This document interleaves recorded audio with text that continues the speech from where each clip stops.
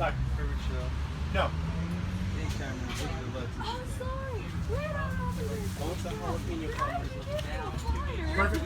And then I'll do 2 surfs up. Shame on you, Aiden.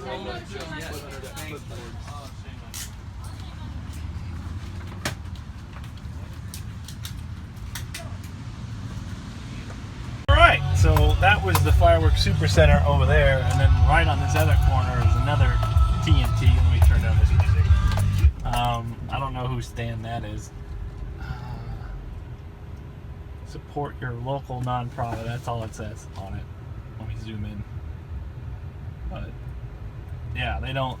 Wait till I'll start the video back up when I actually go over there. But in the back here, I got the big one. It's an old favorite. That box is going on my wall. So I guess on to the next stand now.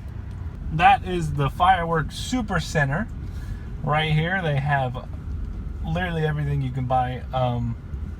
Probably the best TNT stand in Roseville. I mean, they have some of the older items. A lot of the old quote-unquote exclusives. I know a lot of stands say they have exclusives, but this guy actually does. He has some old assortments and stuff.